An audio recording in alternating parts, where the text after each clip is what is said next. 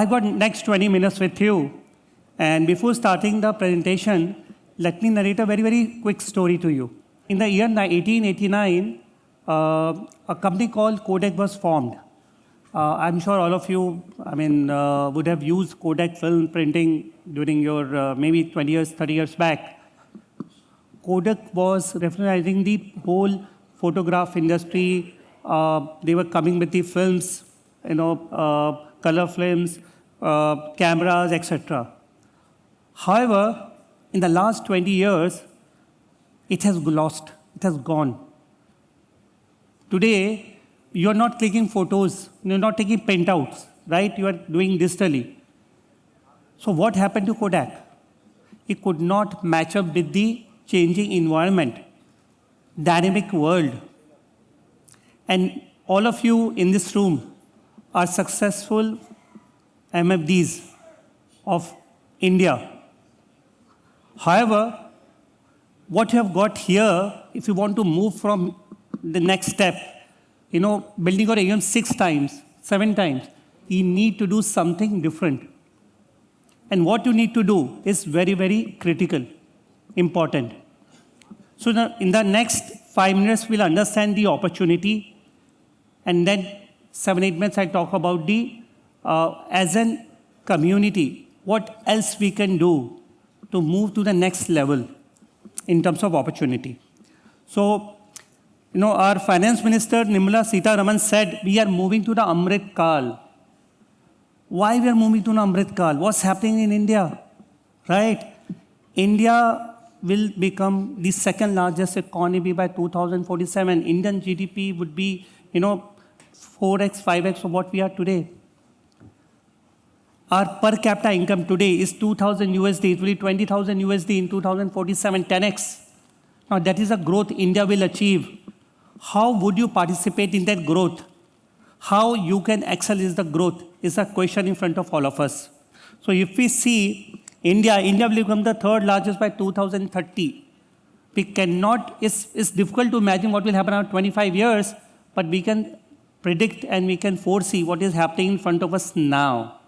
If India will become the third largest economy, what will happen is that, as you can see from the chart, slowly and steadily financial savings are increasing versus the physical savings. And you all have played a part into it. All of us together have played a part into that. Today, in Indian household savings, 4.8% is going into equity. However, if you see the pie, you see the amount of money is still going to fixed deposits, gold, real estate, it is way, way higher. Now, our opportunity right now is that can we get this savings into equity at a much, much bigger way? And it's happening in front of you.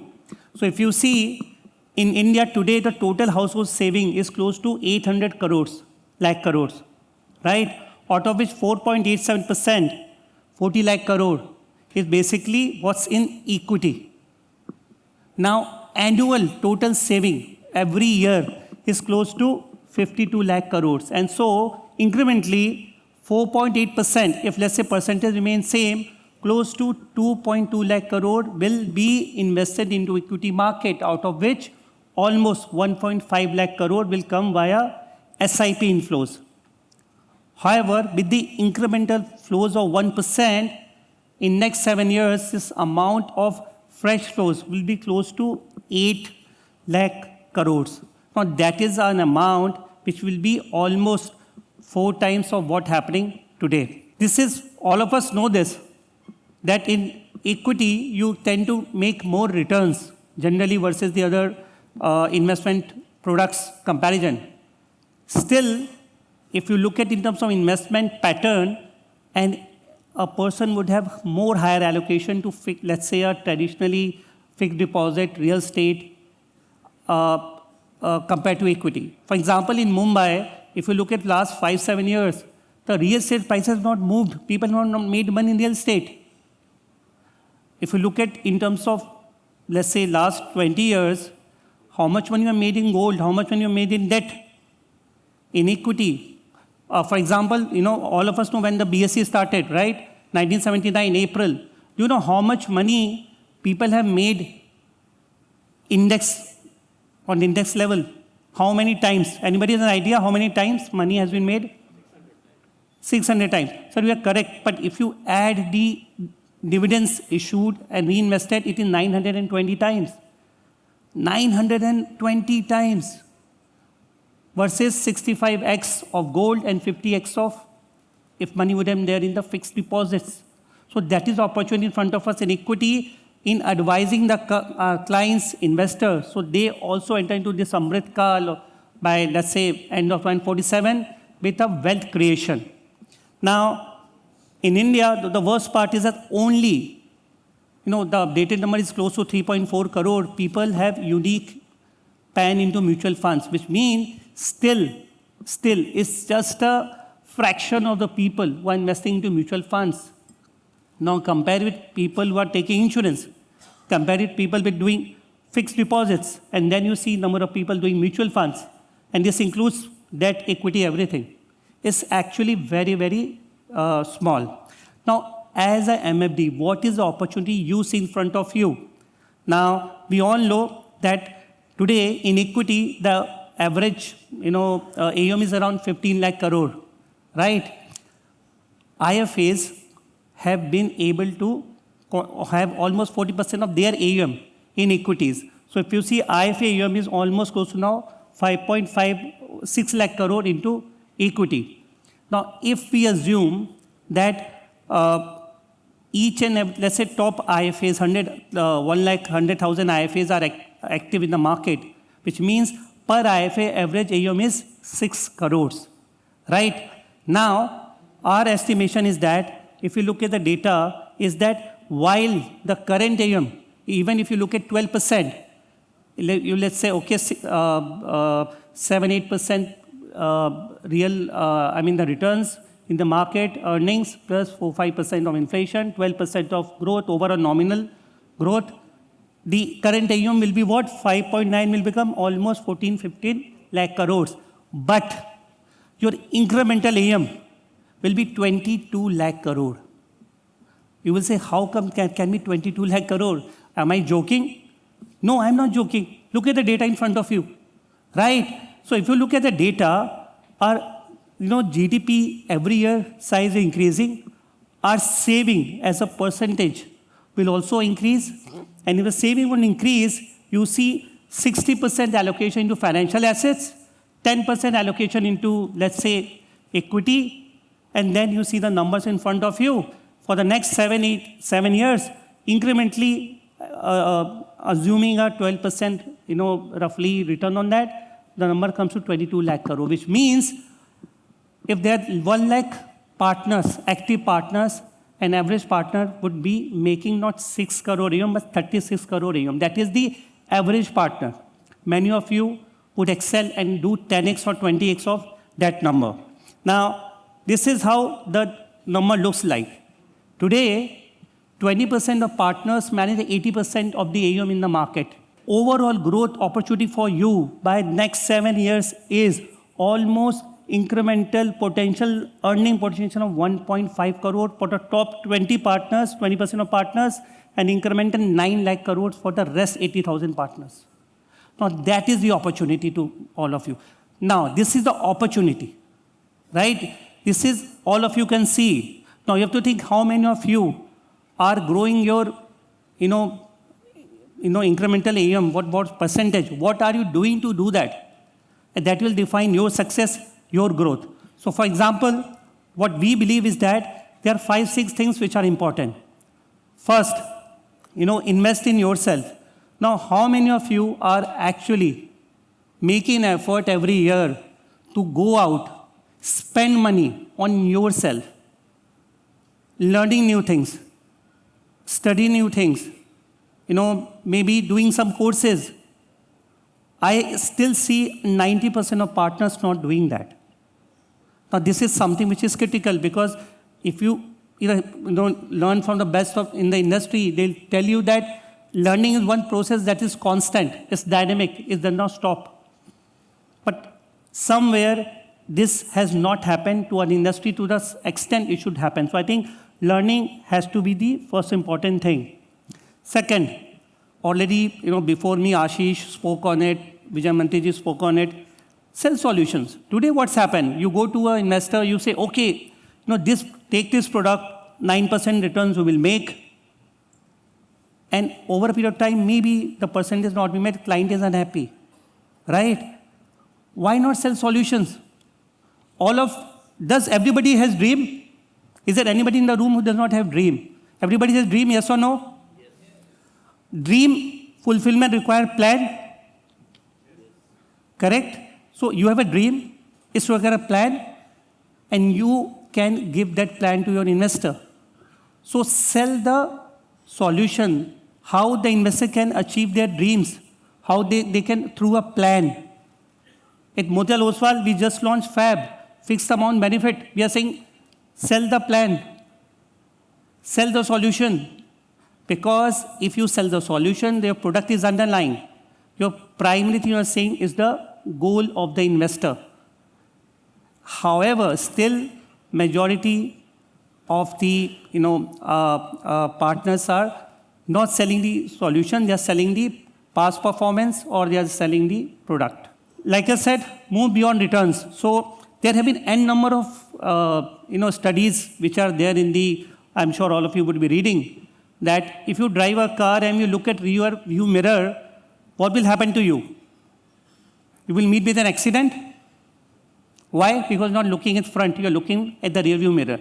In investing, should you be looking forward or backward? Backward or forward? But what we do? We look forward or backward? We look backwards. Of course, Ashish was talking about, black, white, gray. We all know. But we choose to follow returns of the past because there's easy sell. You just have to tell the investor, this is what the product has done, good fund, close it. Why you are doing something which is not in the interest of the investor, clients? I'm sure many of you would be following the right way, but if not, please do so. And what you should do, you should look at, do your research, follow, there are various data present in the industry, markets, follow that, understand the portfolio, recommend the right things and not the returns. Move beyond returns, look at philosophy, frameworks. Short-term performance can go up and down, long-term, it always works. I think this is the most important thing. I always, believe that the most critical part is not providing a financial solution to the client. It's about managing the behavior of the client. Now, managing a behavior of the client is not an easy job. At the peak of 2008, everybody wanted to invest into equity markets, right? Everybody knew valuations were very, very high. Still, people want to invest into equities. 2020, April, the no-brainer, money was to invest in equity. But how many clients are investing? Because at that time, managing the emotion of a client is the most critical thing. And you would see that the most successful partners today have been able to do it in a fantastic way. So there are a lot of biases. I'm sure all of you know, we have heard biases, we have lots of version biases. So first of all, you need to understand what is biases is, and then guide your client not to become a victim of these biases. For first, you should not become a victim of a bias. So for example, in my past organization, at the bottom of the performance, money was coming. But when the performance was amazing for 3 years, all the money came. So a lot of partners also become unknowingly, unintentionally, become a part of these biases, investing because everybody else is investing in the X fund or Y fund. I think this is very critical. If I ask in this room, how many of you are, let's say, within the mutual fund or PMS or AIF, how many are selling PMS and AIF? I'm 100% sure it will be under 10%. Why? The question is why? Today, SEBI has made very, very clear for retail clients, it's mutual funds. Simple, jacketed products, anybody can invest, easy to understand, even a 500 rupee SIP can be done. For clients who want to take slightly more risk, clients who are looking at a portfolio which is more, towards some of the unique ideation, there is PMS. And then there's AIF. If somebody wants to do private equity, somebody wants to do, let's say, debt, somebody wants to do something different, then you have, long, short, etc. AIF. Your clients do invest, but most of you don't advise to your client. So spread your bouquet, adopt new product categories. Please understand, going forward, the expenses would come down in the industry. It is all in the product categories. It is in favor of all of you. Look at the new product categories. For example, if you are investing into a product which is private equity and listed, is it unique or not? Offer that to the client, else a banker would go and sell the product. Client is yours, but somebody else is selling the product because you are not ready to learn. You are not ready to adapt. You are not ready to look at the opportunities in terms of products. Of course, it all depends on suitability in terms of client. This is something which I think it was spoken earlier also. At times I get call and I'm being told, why city there is no K-Fintech office, a small location. And I at times feel that it's high time, very, very high time. Of course, it's a Chennai crowd, some people from outside also, but still our adoption of digital is very minimal. A best combination is physical. What is physical? You meet your clients one-to-one, convince the client, give them assurance, show them the solutions you're providing them. But the solution should be executed digitally. And you have X number of platforms. AMCs are giving platforms. Your RTAs are giving platform. There are various softwares for that. BS Exchange is giving platforms. Still, a majority of people are still doing the offline transaction. High time, you should move to digital in terms of, because if you really want to make your AUM 3x, 5x, you should be spending your time not on the transactions, but actually meeting your clients. So go digital, invest in softwares, invest in making sure that transaction should let least time and it should be online. It should not be done offline, traveling 1 hour to meet a client and doing for transaction purpose only. Should not be done.